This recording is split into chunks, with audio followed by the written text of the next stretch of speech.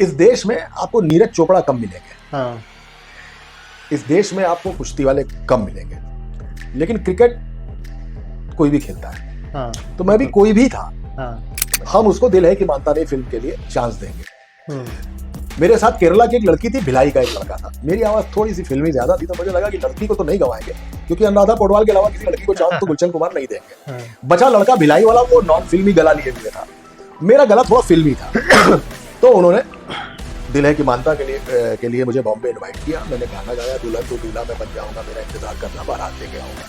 लेकिन आगे काकोरी एक्चुअली क्या था कि आज से 2010 के 11 के आसपास की बात है, 12 के आसपास की।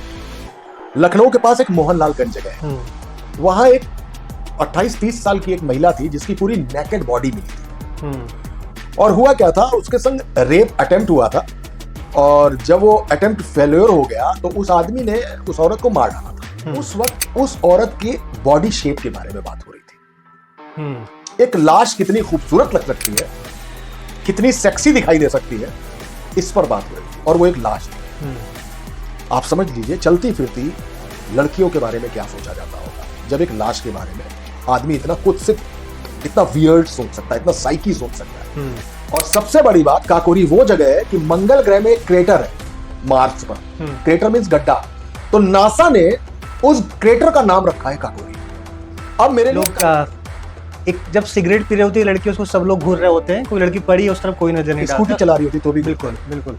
कसारी मसारी इलाहाबाद में एक जंगल था, हाँ, बबूल का। हाँ, 70s की बात कर रहा हूं आपसे। और धीमे धीमे वो जंगल कटा, हाँ, और वहां पे मकान बनने लगे।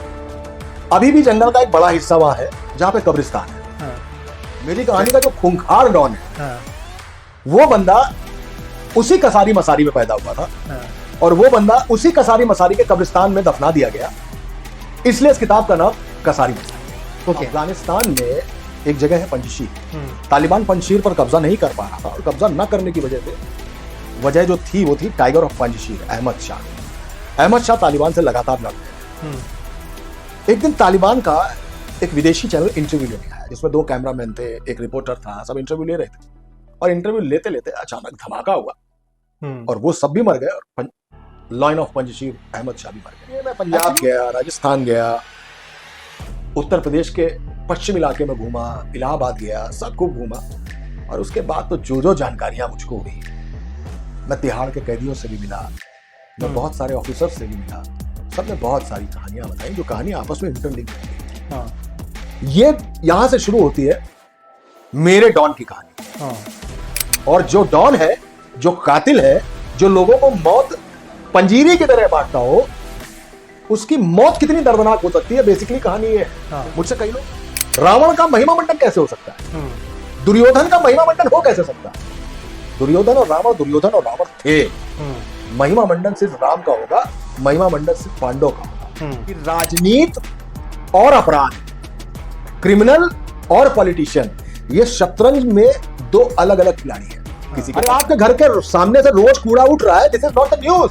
आपके घर में 10 दिन से कूड़ा पड़ा हुआ है बाहर, दिस इज द न्यूज। क्योंकि जब आप उसकी फोटो छापते हैं तब नगर निगम वाला आता है, आपके घर से कूड़ा उठाता है, ये होता है आपकी खबर का असर। फिर भी हम अखबार पढ़ते हैं जब, तो हमें लगता है खबर सही है। तो ट्रस्ट है अभी, ट्रस्ट, ट्रुथ, ये जब तक बरकरार नहीं है किसी भी मीडिया, वो मीडिया फेल्योर है। और उसके लिए मीडिया को इस सोसाइटी के करेंसी नोट में सिल्वर लाइन बनना। भारत का सबसे बड़ा सूत्रधार अगर कोई है तो वो गोस्वामी तुलसीदास है। और मुझे सबसे शानदार स्क्रीन प्ले अगर किसी का दिखाई देता है तो भी रामायण का दिखाई देता है।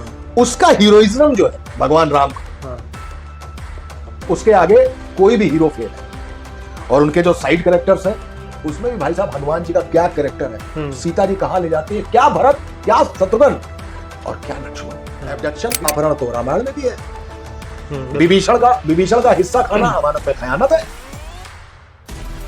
यही महाभारत में भी है। आप छल करना चाहते हैं तो 151 में दोनों को बंद हो जाना चाहिए था, झगड़े की धारा। हिंदी पढ़े, कहानी पढ़े, क्योंकि अब ना ही वो वो जो परिवार है, जो पहले सारा परिवार एक साथ रहता था, अब ना नानी बची है कहानी सुनाने वाली, ना दादी बची है कहानी सुनाने वाली।